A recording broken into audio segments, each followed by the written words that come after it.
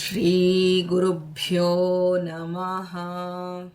ಶಾಂತಾಕಾರಂ ಭುಜಗಶಯನಂ ಪದ್ಮನಾಭಂ ಸುರೇಶಂ ವಿಶ್ವಾಧಾರಂ ಗಗನಸದೃಶಂ ಮೇಘವರ್ಣಂ ಶುಭಾಂಗಂ ಲಕ್ಷ್ಮೀಕಾಂತಂ ಕಮಲನಯನೈ ಯೋಗಿಭಿರ್ಧ್ಯಾನಗಮ್ಯೌ ವಂದೇ ವಿಷ್ಣುಂ ಭವಭಯಹರಂ ಸರ್ವಲೋಕೈಕನಾಥಂ.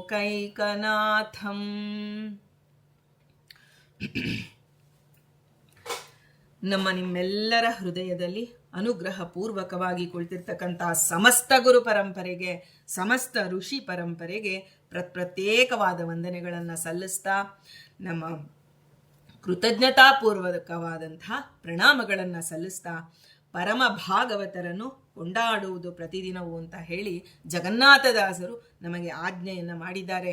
ಗುರುಗಳ ಆಜ್ಞೆಯಂತೆ, ಈಗ ನಮಗೆ ಮನಸ್ಸಿಗೆ ಬಂದಂತೆ ನಾವು ನಮ್ಮ ಜೀವನ ಅಲ್ಲ, ಗುರುಗಳು ತೋರಿದಂತಹ ಹಾದಿಯಲ್ಲಿ ನಾವು ಹೊರಟಿದ್ದೇವೆ, ಮಾರ್ಗಕ್ರಮಣ ಮಾಡ್ತಾ ಬಂದಿದ್ದೇವೆ. ಒಂದೊಂದು ಹೆಜ್ಜೆ ಹೆಜ್ಜೆಯಲ್ಲೂ ನಮಗೆ ಆ ಒಂದು ಋಷಿ ಮುನಿಗಳು ಸಿಕ್ಕಿದ್ದಾರೆ, ಋಷಿಕೆಯರು ಸಿಗುತ್ತಾ ಇದ್ದಾರೆ. ಒಬ್ಬೊಬ್ಬ ಋಷಿ ಮುನಿಗಳ ಹೆಸರನ್ನ ಹೇಳುವ ಯೋಗ್ಯತೆ ನಮ್ಮದಲ್ಲ, ಆದರೆ ಜಗನ್ನಾಥದಾಸರ ಪುಣ್ಯ ನಮ್ಮನ್ನ ಇವತ್ತು ಈ ಮಾರ್ಗದಲ್ಲಿ ಕರೆದುಕೊಂಡು ಹೊರಟಿದೆ. ಅದಕ್ಕಾಗಿ ಅವರಿಗೆ ಮತ್ತೊಮ್ಮೆ ನಾವು ಮಗದೊಮ್ಮೆ ಮತ್ತೆ ಮತ್ತೆ ವಂದಿಸ್ತಾ, ಇವತ್ತಿನ ಋಷಿ ಚಿಂತನೆಯಲ್ಲಿ ಅವರು ಹೇಳಿದಂತೆ ಪರಮ ಭಾಗವತರನ್ನು ಕೊಂಡಾಡುವುದು ಪ್ರತಿದಿನವೂ ಒಂದು ದಿನ ಅಂದರೆ ಸೂರ್ಯೋದಯ ಮತ್ತೆ ಸೂರ್ಯಾಸ್ತ ಎರಡೂ ಸೇರಿ 24 ಗಂಟೆಗೆ ಒಂದು ದಿನ ಅಂತ ಕರೀತಾರೆ. ಆ ಒಂದು ದಿನ, ಹಿಂದೆ ಎಲ್ಲ ಕತೆ ಹೇಳ್ಬೇಕಾದ್ರೆ ಒಂದು ದಿನ ಈ ರೀತಿ ಆಯಿತು ಅಂತ ಹೇಳ್ತಾರೆ. ಅಂದರೆ ಒಂದು ದಿನ ಅಂದರೆ ನಮಗೆ ಸಾಧನೆಗೆ 24 ಗಂಟೆ ಇದೆ. ಅದರಲ್ಲಿ ಸ್ವಲ್ಪ ಅಲ್ಪ ಬಿಂದುವಿನಷ್ಟಾದರೂ ನಾವು ಭಾಗವತರನ್ನ ಕೊಂಡಾಡುವುದು ಅಂದರೆ ಮನಸ್ಸಿನಲ್ಲಿ ಅವರನ್ನ ಆರಾಧನೆ ಮಾಡುವುದು ಅಂತ ಹೇಳಿ ಅರ್ಥ. ಇವತ್ತಿನ ದಿನ ಚೂಡಾಲ ಭಗವತಿ ಅಂತ ಹೇಳಿ ಒಬ್ಬ ಅತ್ಯಂತ ವಿಶಿಷ್ಟವಾದಂತಹ ಸಾಧಕಳು. ಹಿಂದೆ ವೇದ ಕಾಲದಲ್ಲೆಲ್ಲ ನಾವು ಋಷಿ ಮುನಿಗಳ ಬಗ್ಗೆ ಕೇಳ್ತಾ ಬಂದಿದ್ದೀವಿ. ಆದರೆ ಸ್ತ್ರೀಯರು ಪುರುಷರಿಗೆ ಸಮಾನವಾದಂತಹ ಸಾಧನೆ ಮಾಡ್ತಾ ಇದ್ರು.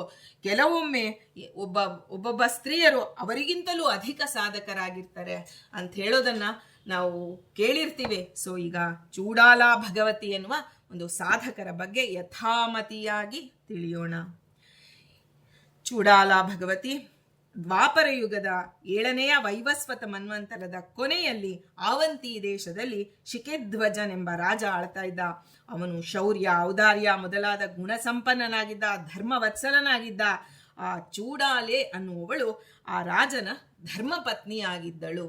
ಮೊದಲಿಗೆ ಅವಳು ಆ ಒಂದು ಧರ್ಮಪತ್ನಿ, ಆ ಶಿಖಿಧ್ವಜನ ಬಗ್ಗೆ ಹೇಳ್ತಾರೆ. ಅಂತಹ ಒಂದು ರಾಜನಿಗೆ ಅವನಿಗೆ ಇದನ್ನೆಲ್ಲ ವಿಶೇಷಣಗಳು ಕೊಡ್ತಾರೆ. ಗುಣ ಸಂಪನ್ನನಾಗಿದ್ದ, ಧರ್ಮವತ್ಸಲನಾಗಿದ್ದ, ಇಂಥ ಒಂದು ಧರ್ಮಶಾಸ್ತ್ರ, ಚಿತ್ರಕಲೆ, ಎಲ್ಲ ಕಲೆಗಳನ್ನು 64 ವಿದ್ಯೆ ಅಂತ ಹೇಳ್ತೀವಲ್ಲ, ಆ ಎಲ್ಲ ಕಲೆಗಳನ್ನು ಬಲ್ಲವನಾಗಿದ್ದ.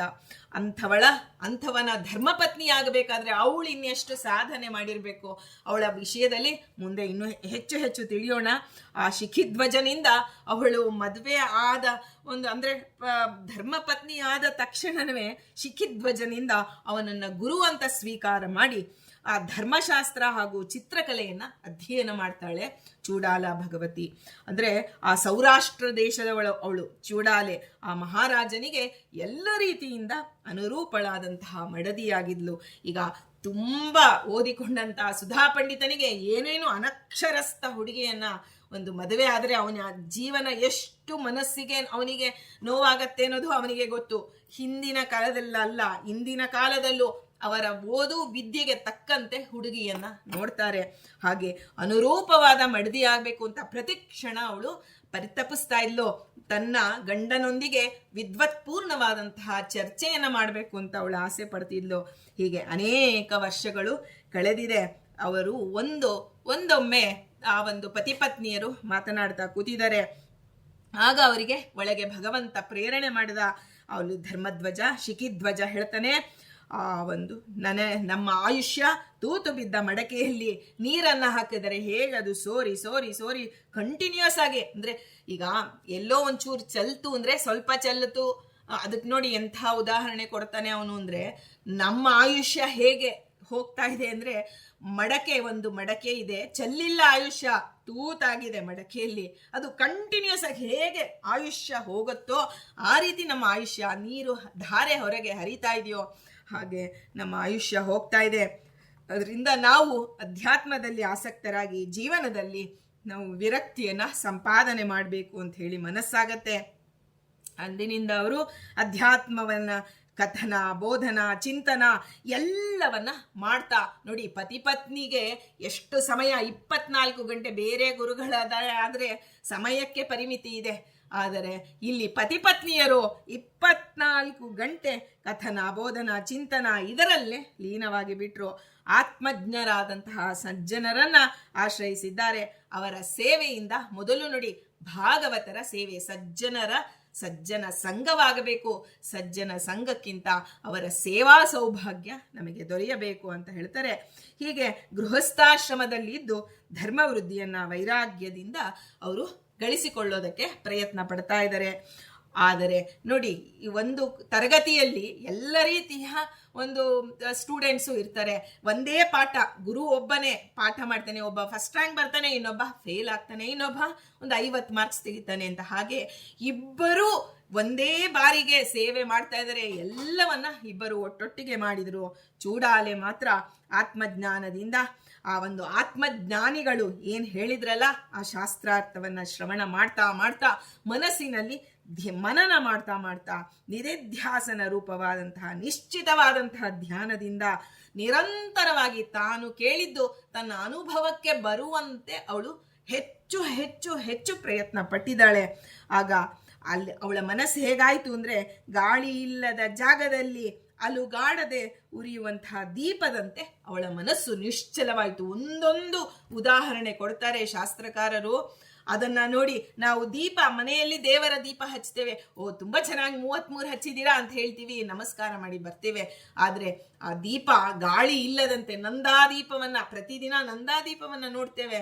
ಅಲ್ಲಿ ನೋಡಿದಾಗ ಎಷ್ಟು ನಿಶ್ಚಲವಾಗಿ ಉರಿತಿರುತ್ತೆ. ಅದೇ ಗಾಳಿಯಲ್ಲಿ ಹೊರಗಡೆ ಆ ಪ್ರಕೃತಿಯಲ್ಲಿ ಹಚ್ಚಿದಂತ ದೀಪ ಗಾಳಿಗೆ ಹೇಗೆ ಆರಿ ಆರಿ ಹೋಗ್ತಾ ಇರುತ್ತೋ ಹಾಗಲ್ಲ, ಅವಳ ಮನಸ್ಸು ಹಾಗೆ ನಿಶ್ಚಲವಾಯಿತು. ಚೂಡಾಲ ಭಗವತಿಯ ಮನಸ್ಸು ನಿಶ್ಚಲವಾಗ್ತಾ ಬಂತು.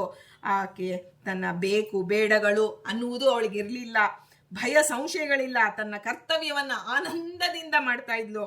ಶುದ್ಧ ಮನಸ್ಸಿನಿಂದ ಅವಳು ತನ್ನ ಸ್ವರೂಪಾನಂದವನ್ನ ಕಾಣ್ಕೋಬೇಕು ಅಂತ ಹೇಳಿ ಪತಿಯನ್ನೇ ಗುರುವಾಗಿ ಪಡೆದು ಬಿಟ್ಟಿದ್ದಾಳೆ. ಆ ಗುರು ನಿರಂತರ ಸೇವೆ, ಗುರುವಿನ ಸೇವೆ ನಿರಂತರವಾಗಿ ಅವಳಿಗೆ ಸಿಕ್ಕಿದೆ.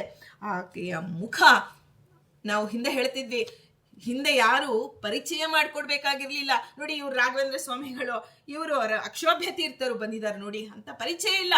ಅವರ ಮುಖ ತೇಜಸ್ಸನ್ನ ನೋಡಿದರೆ ಜ್ಞಾನಿಗಳಿಗೆ ಇವರು ಅಪರೋಕ್ಷ ಜ್ಞಾನಿಗಳು ಅಂತ ಅರಿವಾಗತ್ತೆ. ನಮ್ಮಂಥವರಿಗೆ ಯಾರು ಎದುರು ಬಂದ್ರು ನಮಗೆ ಆ ರೀತಿಯ ಅನುಭವ ಆಗೋಲ್ಲ. ಆದ್ರೆ ಜ್ಞಾನಿಗಳಿಗೆ ಮತ್ತೊಬ್ಬ ಜ್ಞಾನಿಯ ಅನುಭವ ಆಗ್ತಾ ಇರುತ್ತೆ. ಆ ತೇಜಸ್ಸು ಹೊರ ಹೊಮ್ತಾ ಇದೆ.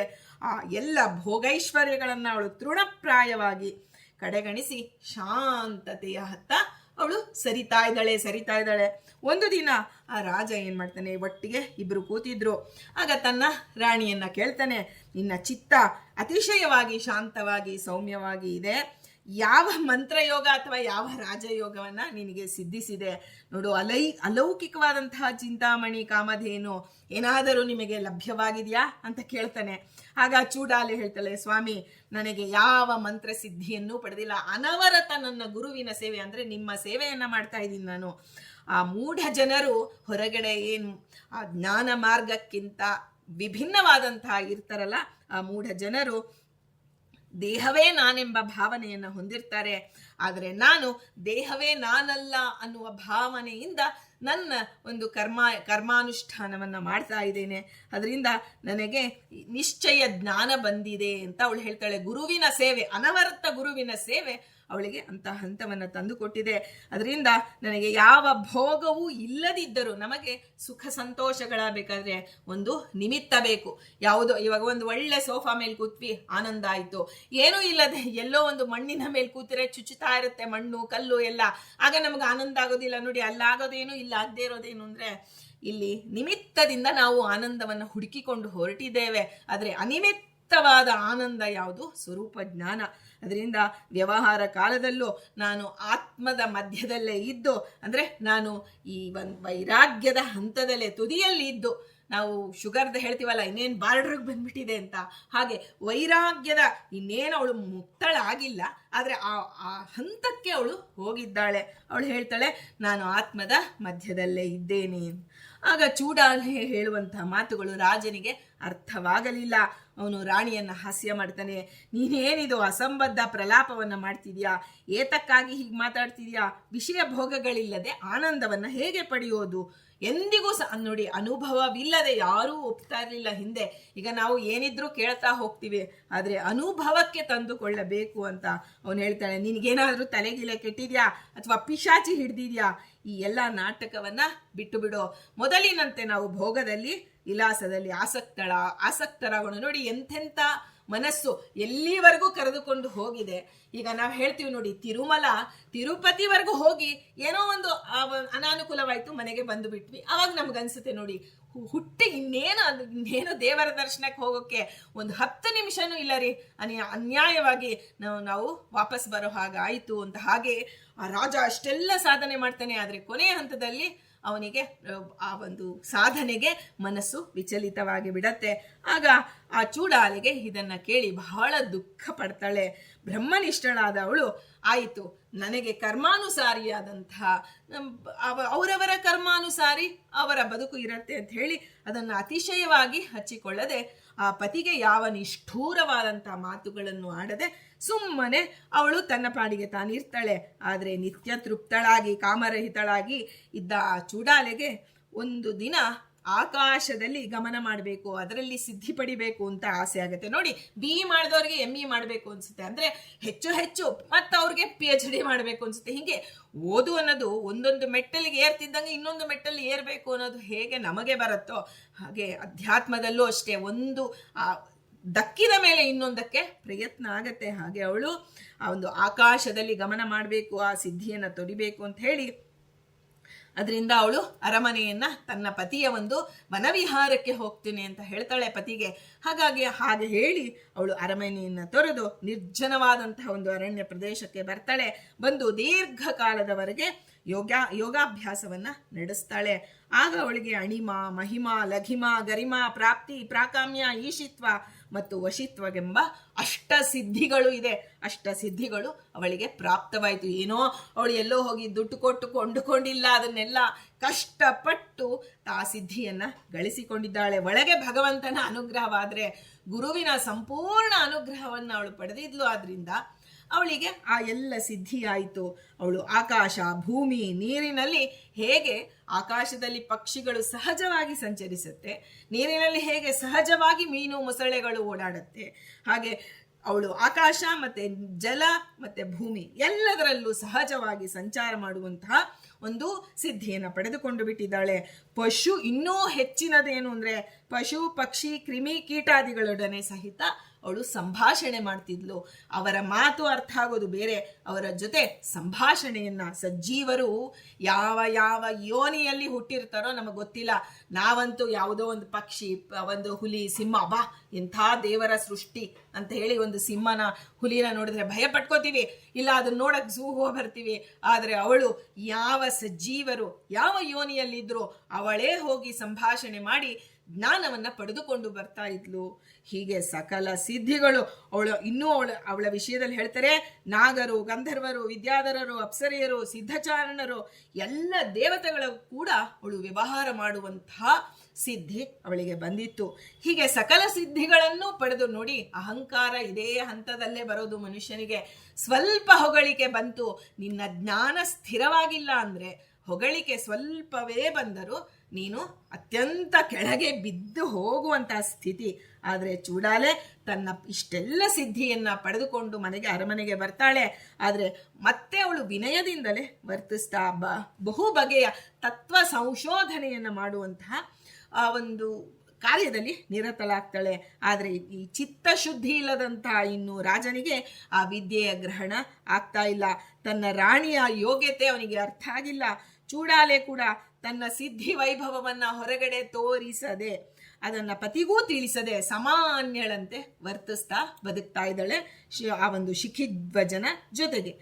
ಶಿಖಿಧ್ವಜ ರಾಜನಿಗೆ ತತ್ವಜ್ಞಾನದಲ್ಲಿ ದೃಢತೆ ಇಲ್ಲ, ಆದರೆ ಸಜ್ಜನರ ಸಹವಾಸ ಇತ್ತು ನೋಡಿ. ಪ್ರತಿ ದಿನದಲ್ಲೂ ಸಜ್ಜನರ ಸೇವಾ ಸೌಭಾಗ್ಯ ಅವನಿಗಿತ್ತು, ಆ ಶಾಸ್ತ್ರಜ್ಞಾನ ಇತ್ತು. ಆಗ ಅವನಿಗೆ ಅವಳನ್ನು ನೋಡಿ, ಈಗ ನಾವಿಬ್ಬರು ಸ್ನೇಹಿತರು ಇರ್ತೇವೆ, ಒಬ್ಬರು ತುಂಬಾ ಮುಂದೆ ಹೋದಾಗ ಇನ್ನೊಬ್ಬರಿಗೆ ಅನ್ಸುತ್ತೆ, ನೋಡು ನಮ್ಮಂತೆಯೇ ಅವರು ಇದ್ದಾರೆ, ಆದರೆ ನಾವು ಅವರ ಜೊತೆ ಹೋಗೋಕ್ಕಾಗಿಲ್ಲ ಅಂತ ಹೇಳಿ ತೀವ್ರವಾಗಿ ಹೇಗೆ ಪ್ರಯತ್ನ ಮಾಡ್ತೀವೋ ಹಾಗೆ ಅವನು ರಾಜಭೋಗದಲ್ಲಿ ಆಸಕ್ತಿಯನ್ನ ತೊರೆದು ಬಿಟ್ಟ. ನನಗೆ ಅವಳಿಗೆ ಲಭಿಸಿದಂತಹ ಆನಂದವನ್ನ ತಾನೂ ಪಡ್ಕೋಬೇಕು ಅಂತ ಹೇಳಿ ಆ ಒಂದು ಅರಣ್ಯದಲ್ಲೋ ಗುಹೆಯಲ್ಲೋ ನದಿ ತೀರದಲ್ಲೋ ಏಕಾಂತವಾಗಿ ವಾಸ ಮಾಡೋದು ಜಾಸ್ತಿ ಆಗ್ತಾ ಮಾಡ್ಕೊಂಡು ಬಂದ. ತನ್ನ ಮನಸ್ಸನ್ನ ಶಾಂತಗೊಳಿಸೋದಕ್ಕೆ ಪ್ರಯತ್ನ ಮಾಡ್ದ.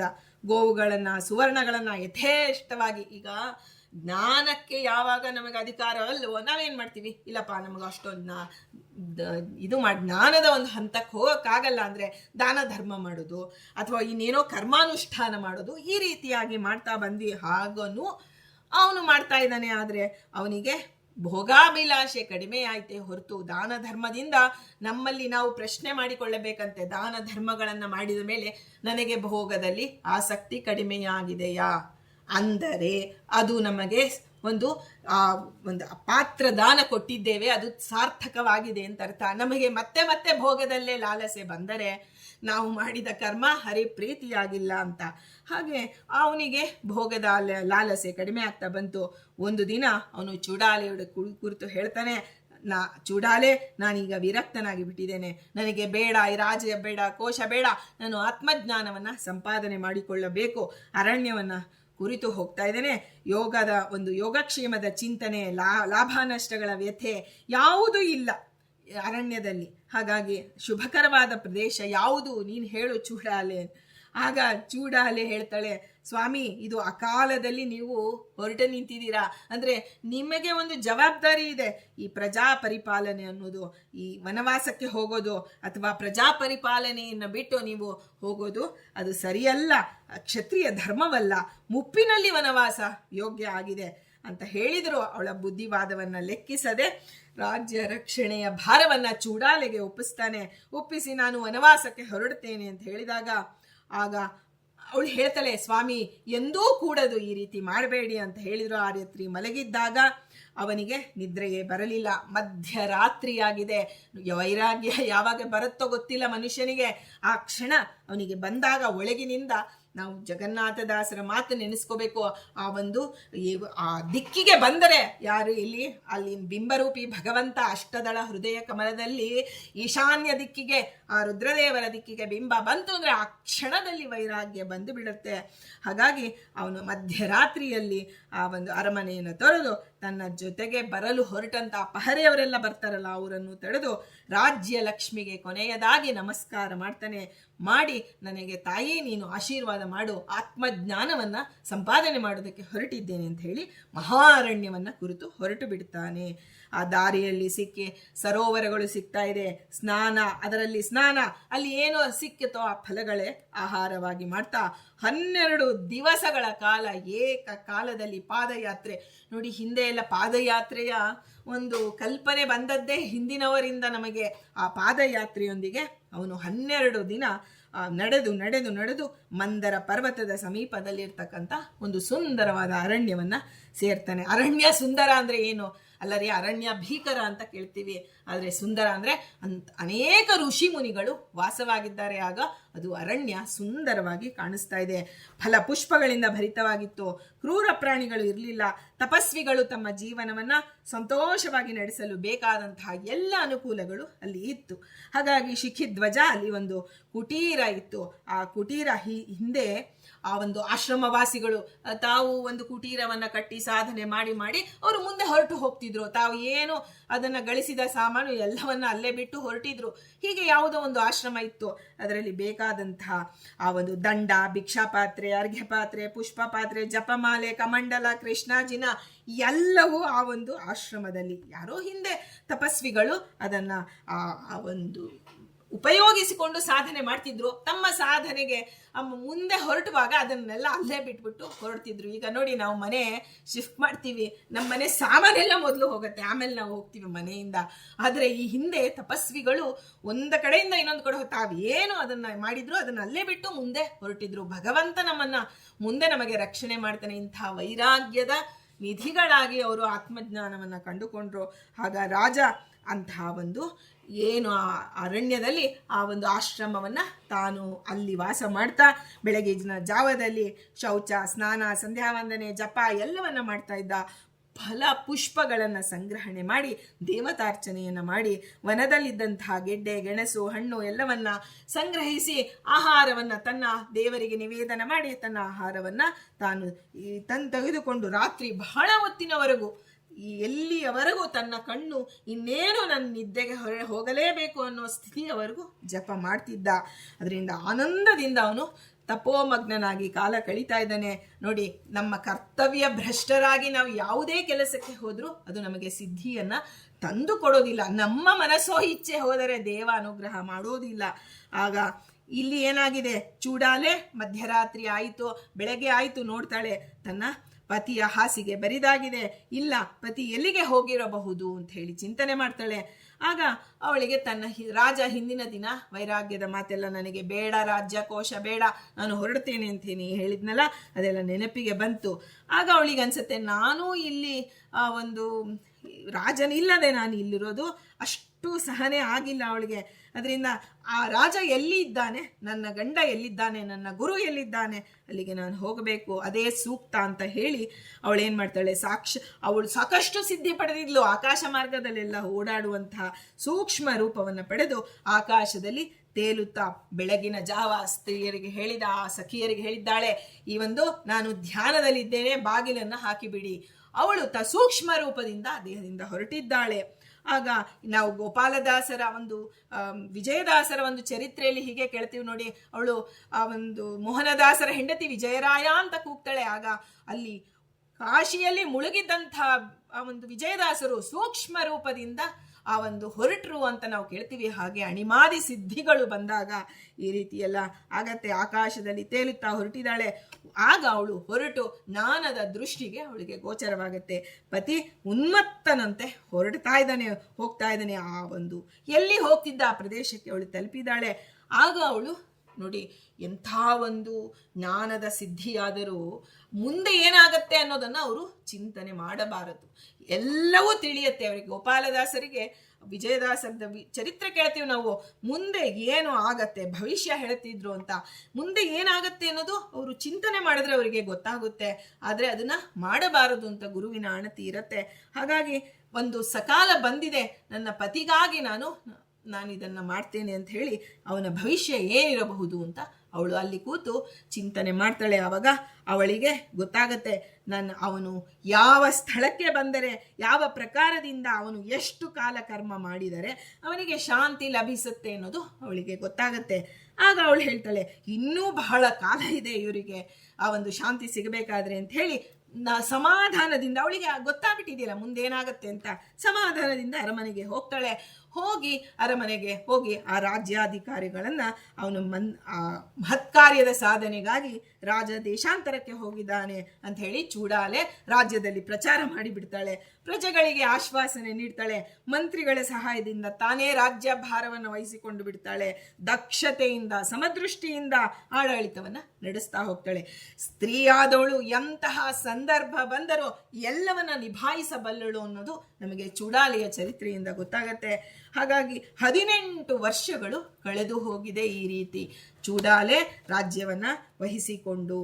ಆಗ ಇಲ್ಲಿ ಏನಾಗಿದೆ, ಅರಣ್ಯ ಒಂದು ಮಧ್ಯದಲ್ಲಿ ಅಂದ್ರೆ ಕೇವಲ ಫಲಮೂಲಗಳಿಂದ ದೇಹವನ್ನ ಧರಿಸಿ ಅವನು ತಪಸ್ಸು ಮಾಡಿದಂಥ ಶಿಖಿಧ್ವಜನ ಶರೀರ ಮುಪ್ಪಿನಿಂದ ಹಾಗೂ ಆ ಒಂದು ವಾತಾವರಣದ ಒಂದು ಇದರಿಂದ ಪ್ರಭಾವದಿಂದ ಅವನ ದೇಹ ಜೀರ್ಣವಾಗ್ತಾ ಬಂದಿದೆ, ಮುಪ್ಪು ಆವರಿಸಿದೆ. ನಾವು ಹೇಳ್ತೀವಿ ನೋಡಿ, 50 ವರ್ಷದವರು ನೋಡಿ, ಇನ್ನೂ 50 ವರ್ಷ ಒಳ್ಳೆ 75 ವರ್ಷ ತರ ಕಾಣ್ತಾರೆ, ಎಷ್ಟು ಬೇಗ ಮುಪ್ಪು ಬಂದುಬಿಟ್ಟಿದೆ.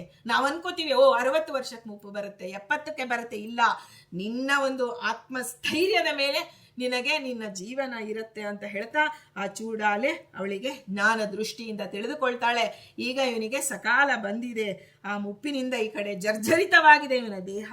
ಆಗ ಏನು ಅವನಿಗೆ ಇನ್ನೊಬ್ಬರ ಸಹಾಯದ ಅವಶ್ಯಕತೆ ಬಂದಿದೆ. ಆಗ ಅವಳು ಆ ಒಂದು ಅರಮನೆಯಿಂದ ಒಂದು ಸರಿಯಾದ ಒಂದು ಆ ರಾಜ ಅವಳು ಅನೌನ್ಸ್ ಮಾಡಿದ್ಲು, ಎಲ್ಲಿ ರಾಜ ಒಂದು ಒಳ್ಳೆಯ ಕಾರಣದಿಂದ ಅವನು ಹೊರಟಿದ್ದಾನೆ ಅಂತ.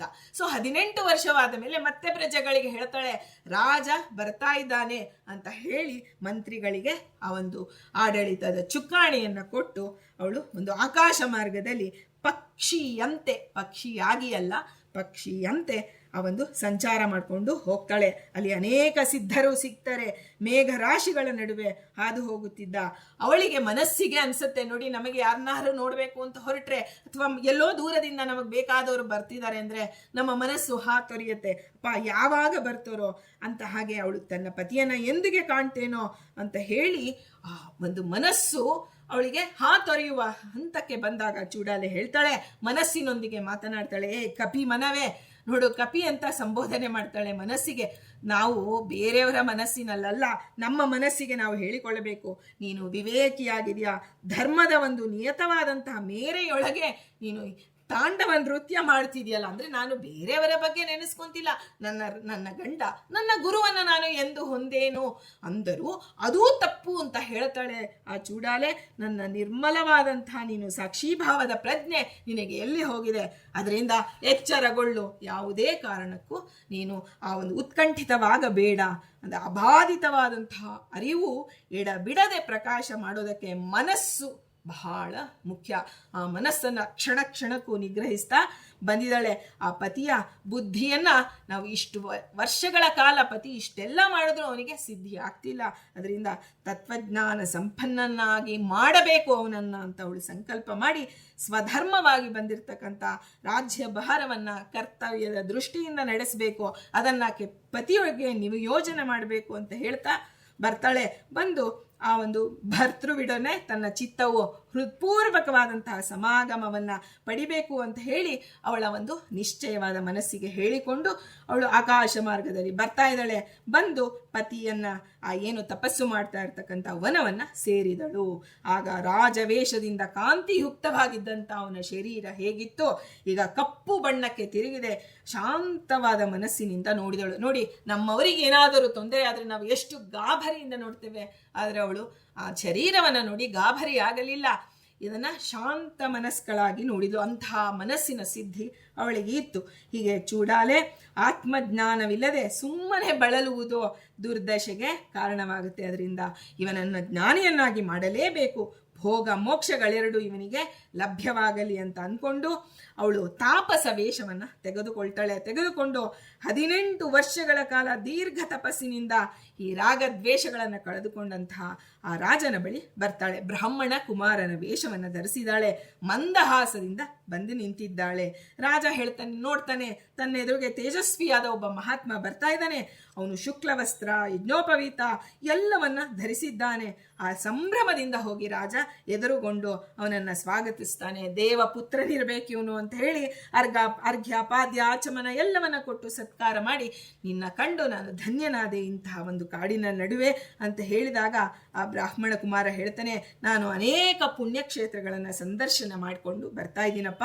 ನಿನ್ನ ಸರ್ವ ಸಂಕಲ್ಪಗಳನ್ನು ನೀನು ತ್ಯಾಗ ಮಾಡಿ, ರಾಜ್ಯ ಕೋಶವನ್ನು ತ್ಯಾಗ ಮಾಡಿ ಈ ಒಂದು ನಿರ್ವಾಣ ಪ್ರಾಪ್ತಿಗಾಗಿ ಅಂದರೆ ಮೋಕ್ಷ ಪ್ರಾಪ್ತಿಗಾಗಿ ತಪಸ್ಸು ಮಾಡ್ತಾ ಇರೋದು ನನಗೆ ಗೊತ್ತಿದೆ ಅಂತ ಹೇಳಿ ಅವ ಮುಂಚೆನೆ ರಾಜ ಇಂಟ್ರೊಡ್ಯೂಸ್ ಮಾಡ್ಕೊಂಡೇ ಇಲ್ಲ, ಅವನೇ ಹೇಳಿಬಿಡ್ತಾನೆ. ಆಗ ಅವನ ರಾಜ ಹೇಳ್ತಾನೆ, ರಾಜ ನೀನು ಶುದ್ಧಾತ್ಮನಾದಂತಹ ಅವಳು ತನ್ನ ಬಗ್ಗೆ ತಾನು ಬ್ರಾಹ್ಮಣ ಕುಮಾರ ಹೇಳಿಕೊಳ್ತಾ ಇದ್ದೇನೆ. ನಾನು ಯಾರು ಅಂದರೆ, ಆ ನಾರದ ಮಹರ್ಷಿ ಒಮ್ಮೆ ಗಂಗಾ ನದಿಯ ತಟದಲ್ಲಿ ಒಂದು ಗುಹೆಯಲ್ಲಿ ಕೂತು ಧ್ಯಾನ ಮಾಡ್ತಾ ಇದ್ರು. ಕಾಲಾನಂತರ ಅಲ್ಲಿ ಹೊರಗೆ ಬಂದಾಗ ಅಲ್ಲಿ ಅಪ್ಸರೆಯರು ಜಲಕ್ರೀಡೆಯನ್ನು ಅದು ಕಾಣ್ತಾರೆ. ಆ ದೃಶ್ಯದಿಂದ ಅವರ ಮನಸ್ಸಿನಲ್ಲಿ ಕ್ಷಣಿಕ ವಿಕಾರ ಉಂಟಾಯಿತು. ಆಗ ತತ್ವಜ್ಞಾನ ಹೇಗೆ ಅವಳು ತತ್ವಜ್ಞಾನವನ್ನ ವಿವೇಕವಾಗಿ ಮಾಡಿಕೊಂಡಳು, ಹಾಗೆ ಅವಳು ಹೇಳ್ತಾಳೆ ನಾರದರು ಹಾಗೆ ಮಾಡಿಕೊಂಡ್ರು. ಹಾಗೆ ಆ ಒಂದು ನಾರದರ ಕ್ಷಣಿಕ ಮನೋವಿಕಾರದಿಂದ ಹುಟ್ಟಿದ ಆ ಬ್ರಹ್ಮದೇವರ ಆಶೀರ್ವಾದವನ್ನು ಪಡೆದಿರ್ತಕ್ಕಂಥ ನಾನು ಕುಂಭ ಅಂತಂತ ನನ್ನ ಹೆಸರಾಗಿದೆ. ವೇದಗಳೇ ನನಗೆ ಮಿತ್ರರು, ನನಗೆ ಯಾವ ಕರ್ತವ್ಯವೂ ಇಲ್ಲ, ಸ್ವೇಚ್ಛೆಯಾಗಿ ಆಕಾಶದಲ್ಲಿ ಹಾರಾಡ್ತಾ ಇದ್ದೇನೆ, ಆದರೆ ನಿನ್ನನ್ನು ನೋಡಿ ನಾನು ಬಂದಿದ್ದೇನೆ. ಆಗ ಚೂಡಾಲೆ ಹೇಳ್ತಾಳೆ, ಒಳಗೆ ಚೂಡಾಲೆ ಅಂದರೆ ಆ ಒಂದು ಬ್ರಾಹ್ಮಣ ಕುಮಾರ ಹೇಳ್ತಾನೆ, ಆ ಒಂದು ಯಾಕೆ ಅಂದರೆ ಇವನಿಗೆ ಮನದಟ್ಟಾಗಬೇಕು. ಈಗ ಚೂಡಾಲೆ ಬಂದು ಆತ್ಮಜ್ಞಾನವನ್ನು ಉಪದೇಶ ಮಾಡ್ತೀನಿ ಅಂದರೆ ಆಗೋದಿಲ್ಲ. ಅದಕ್ಕೆ ಅವಳು ತಪಸ್ವಿಯ ರೂಪವನ್ನು ತೆಗೆದುಕೊಂಡು ಅವನು ಶಿಖಿಧ್ವಜನ ಮುಂದೆ ಬರ್ತಾಳೆ. ಆಗ ಕುಂಭ ಅವನು ತನ್ನ ಪರಿಚಯ ಉದ್ದೇಶವನ್ನು ಹೇಳಿದ ಮೇಲೆ ಯಾವ ರೀತಿಯಲ್ಲಿ ತಪಸ್ಸು ಮಾಡಬೇಕು, ಮನಸ್ಸು ಇನ್ನೂ ಹೆಚ್ಚು ಹೆಚ್ಚು ಬೋಧನೆ ಮಾಡ್ತಾ ಹೋಗ್ತಾಳೆ. ಆಗ ಬ್ರಾಹ್ಮಣ ಕುಮಾರ ಅವನು ರಾಜ ಹೇಳ್ತಾನೆ, ರಾಜ ನಾನು ಬ್ರಾಹ್ಮಣ ಕುಮಾರ ಹೇಳ್ತಾನೆ, ರಾಜ ನಾನು ಹಿಂದೆ ಬ್ರಹ್ಮನನ್ನ ಕುರಿತು ಕರ್ಮಜ್ಞಾನಗಳು ಈ ಎರಡರಲ್ಲಿ ಯಾವುದು ಶ್ರೇಯಸ್ಕರ ಅಂತ ಕೇಳಿದೆ. ಆಗ ಬ್ರಹ್ಮ ಜ್ಞಾನವೇ ಪರಮ ಶ್ರೇಯಸ್ಕರ, ಕೈವಲ್ಯ ಪ್ರಾಪ್ತಿಗೆ ಜ್ಞಾನವೇ ಸಾಧನ ಅಂತ ಹೇಳಿ, ಯಾರಿಗೆ ಜ್ಞಾನದ ದೃಷ್ಟಿ ಇನ್ನೂ ಬಂದಿಲ್ಲವೋ ಅವರಿಗೆ ಕರ್ಮವೇ ಆಧಾರ. ಹಾಗನ್ಬಿಟ್ಟು ಜ್ಞಾನ ಶ್ರೇಷ್ಠ ಅಂತ ಹೇಳಿ ಕರ್ಮವನ್ನ ಬಿಡಿ ಅಂತ ಹೇಳಿಲ್ಲ. ಕರ್ಮ ಜ್ಞಾನ ಸಿಕ್ಕಿಲ್ಲ ಅಂದರೆ ನಮಗೆ ಯಾವುದು ಆಧಾರ ಸಿಕ್ಕಿದೆಯೋ ಅದರಲ್ಲೇ ನಾವು ಮುಂದುವರಿಬೇಕು. ಕರ್ಮವೇ ಆಧಾರ. ಆದರೆ ಕರ್ಮ ಹೇಗಿದೆ ಹೇಳ್ತೀನಿ ಕೇಳೋ. ವಾಸನೆಯಿಂದ ಕೂಡಿದ ಕರ್ಮ ಅಂದರೆ ಫಲಾಪೇಕ್ಷೆಯಿಂದ ಕೂಡಿದ ಕರ್ಮ ಶುಭಾಶುಭ ಫಲವನ್ನು ಕೊಡುತ್ತೆ. ಫಲಾಪೇಕ್ಷೆ ಇಲ್ಲದೆ ಮಾಡಿದ ಕರ್ಮ ಅದನ್ನು ಬಾಧಿಸೋದಿಲ್ಲ, ಅವನಿಗೆ ಜ್ಞಾನ ಉಂಟಾಗತ್ತೆ. ವಾಸನಾಕ್ಷಯದಿಂದ ಜೊತೆಯಲ್ಲಿ ಕರ್ಮಫಲ ನಾಶವಾಗತ್ತೆ.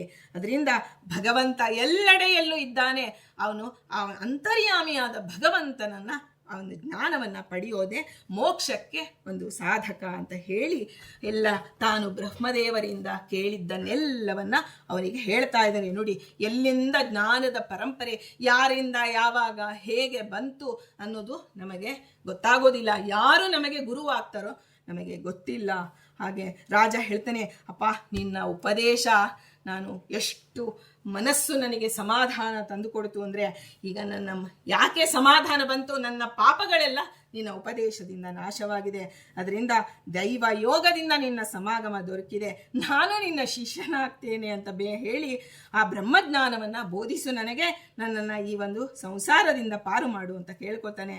ಆಗ ಬ್ರಾಹ್ಮಣ ಕುಮಾರ ತ್ಯಾಗದ ಮಹಿಮೆ, ಅಹಂಭಾವವನ್ನು ಹೇಗೆ ತ್ಯಜಿಸಬೇಕು ಅಂತ ಹೇಳಿ, ನಿನ್ನ ಪತ್ನಿಯಾದ ಚೂಡಾಲೆ ಅವನು ಹೇಳ್ತಾನೆ, ನಿನ್ನ ಪತ್ನಿಯಾದ ಚೂಡಾಲೆ ಜ್ಞಾನ ಸಂಪನ್ನಳು, ಅವಳ ಮಾತನ್ನ ನೀನು ಉಪೇಕ್ಷಿಸಿ ಕಾಡಿಗೆ ಬಂದಿದ್ಯಾ, ಆದರೂ ನೀನು ಸರ್ವತ್ಯಾಗವನ್ನು ಮಾಡಿದೀಯಾ ಅಂದಾಗ ಸರ್ವತ್ಯಾಗವನ್ನು ಮಾಡಿಲ್ಲ ಅಂತ ಹೇಳಿಬಿಡ್ತಾಳೆ. ಅರಮನೆ ಸಂಪತ್ತು ರೂಪವತಿಯಾದ ಭಾರಿಗೆ ಎಲ್ಲವನ್ನ ಬಿಟ್ಟಿದ್ರು, ನೀನು ಹೇಗೆ ಹೇಳ್ತಿದ್ಯಾ ನನ್ನನ್ನು ಸರ್ವತ್ಯಾಗ ಮಾಡಿಲ್ಲ ಅಂತ ಮತ್ತೆ ರಾಜ ಪ್ರಶ್ನೆ ಮಾಡಿದಾಗ ಬ್ರಾಹ್ಮಣ ಕುಮಾರ ಹೇಳ್ತಾನೆ, ರಾಜ ಗೃಹ ಧನ ರಾಜ್ಯ ಸ್ತ್ರೀ ಇವೆಲ್ಲ ಎಂದೂ ನಿನ್ನದು ಆಗೇ ಇರಲಿಲ್ಲ. ಈ ಎಲ್ಲವನ್ನ ನೀನು ಹುಟ್ಟಿದಾಗ ತಂದೂ ಇಲ್ಲ, ಹೋಗುವಾಗ ಕೊಂಡು ಹೋಗೋದು ಇಲ್ಲ.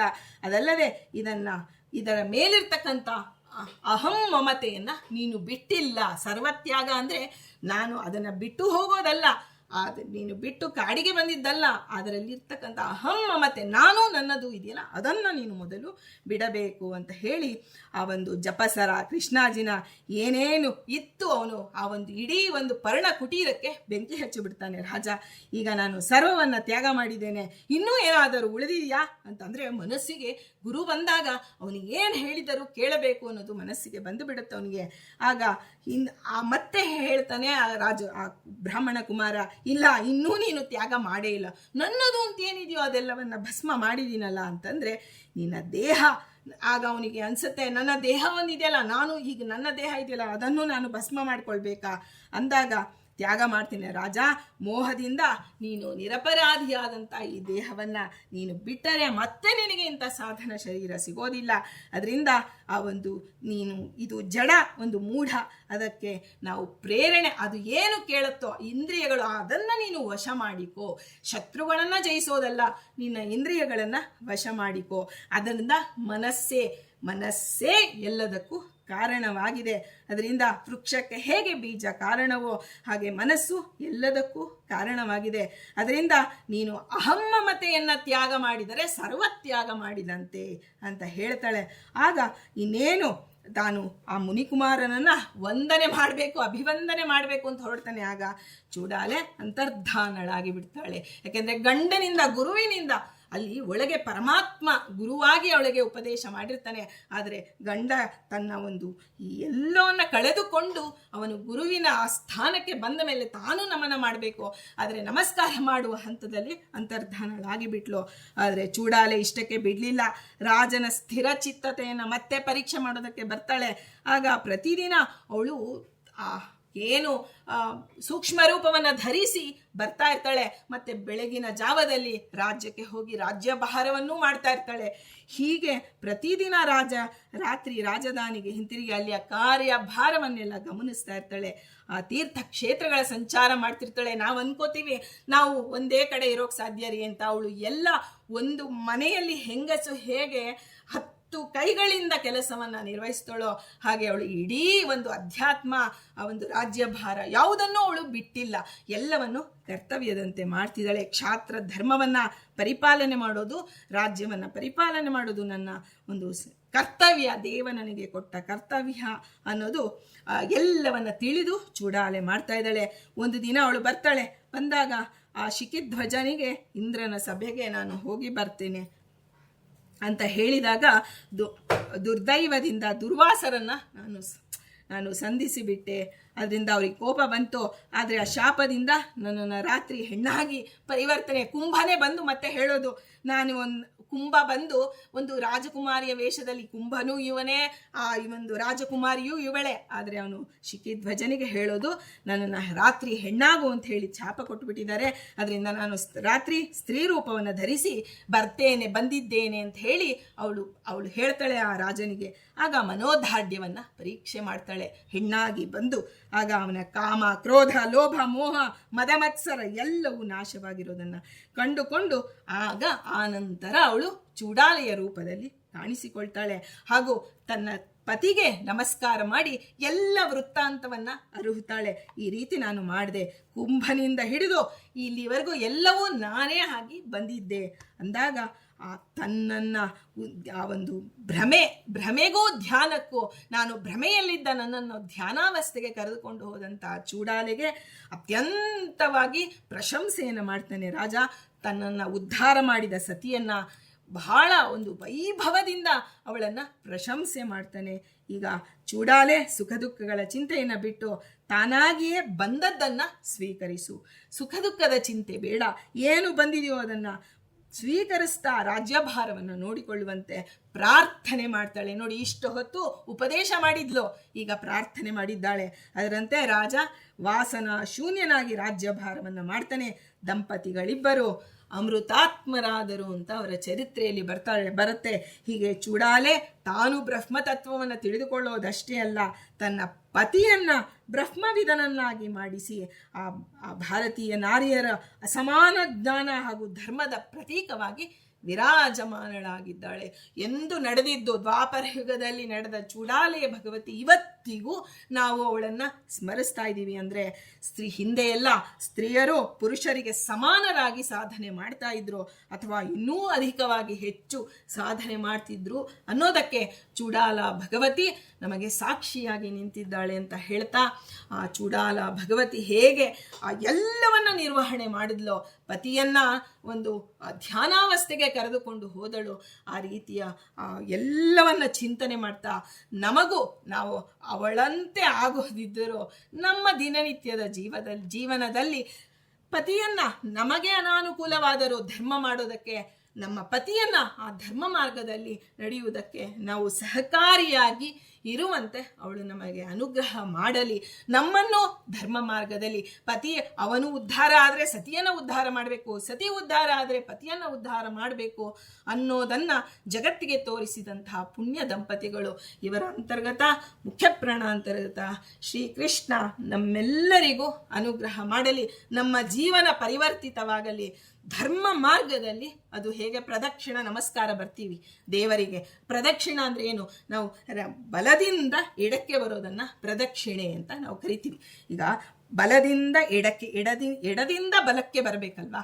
ಎಡದಿಂದ ಬಲಕ್ಕೆ ಬರೋದಕ್ಕೆ ಪ್ರದಕ್ಷಿಣೆ ಅಂತ ಕರಿತೀವಿ. ಬಂದಾಗ ಆ ಪ್ರದಕ್ಷಿಣೆಯಂತೆ ನಮ್ಮ ಏನು ತತ್ವಾಭಿಮಾನಿ ದೈತ್ಯರು ಒಂದು ಸಂಕಲ್ಪ ಮಾಡ್ಬೇಕಾದ್ರೆ ಎಡಗೈ ಕೆಳಗಿರುತ್ತೆ, ಬಲಗೈ ಮೇಲಿರುತ್ತೆ. ಅಂದ್ರೆ ಆ ಬಲಗೈ ದೇವತೆಗಳ ಕೈಯಲ್ಲಿ ನಮ್ಮ ಮನಸ್ಸನ್ನ ಕೊಡಬೇಕು. ಆ ದೇವತೆಗಳು ನಮಗೆ ಆ ತತ್ವಾಭಿಮಾನಿ ದೈತ್ಯರನ್ನ ಕೆಳಗೆ ಹಾಕಿ ಧರ್ಮವನ್ನ ನಮ್ಮಿಂದ ಮಾಡಿಸಲಿ ಅಂತ ಹೇಳಿ ಪ್ರಾರ್ಥನೆ ಮಾಡ್ತಾ ಶ್ರೀಕೃಷ್ಣಾರ್ಪಣಮಸ್ತು.